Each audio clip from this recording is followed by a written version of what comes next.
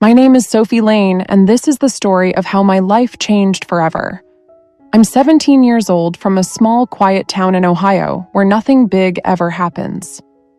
I was the shy girl, the one who sat in the back of the class, wrote in her notebook, and dreamed about the kind of love you see in movies. Then Ethan Walker walked into my life. He was 18, the new guy in school. Dark hair that fell into his eyes, a smile that made you forget your own name, and that confident way of talking that made you feel like you were the only one in the world. Our first meeting felt like fate, just a simple sorry when we bumped into each other in the hallway. But our eyes stayed locked a little too long. Ethan wasn't like the other boys. He waited for me outside my classes. He'd send late-night texts saying, "Can't stop thinking about you." At first, I thought it was love, the kind of love I'd been waiting for. But slowly, he became my whole world, and I started losing everything else. I stopped meeting my friends. I lied to my parents about where I was. One night after the homecoming game, we sat in his car under the streetlights. He looked at me with that dangerous mix of charm and hunger. He whispered, "I love you." As soon as he said that, my heart started beating fast. I felt so happy.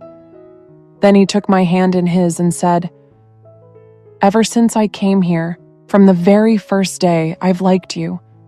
I love talking to you and spending time with you. Do you like me too?" I told him, "I like you a lot too."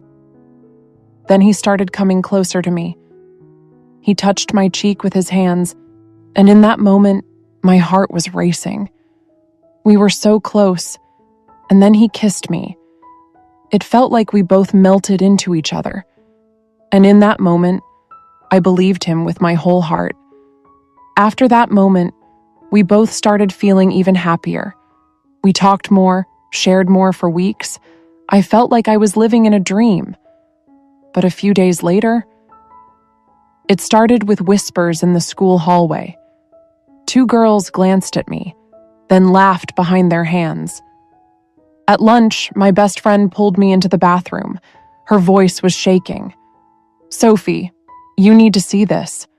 She handed me her phone, and there it was, pictures. Pictures of me and Ethan, in moments I thought were private, safe, ours. My heart dropped into my stomach. "Where did you get this?" I asked, barely able to breathe. She looked away. He showed his friends. "Sophie, I think it's everywhere now." That night, I found him standing by his car, laughing with his teammates. My voice cracked as I asked, "Why would you do this to me?" Ethan shrugged, not even looking ashamed. "You're overreacting. Everyone does it. You knew what you were doing." And in that moment, I realized the truth. He never loved me.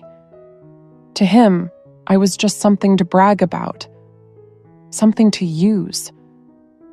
My chest felt like it was being ripped apart.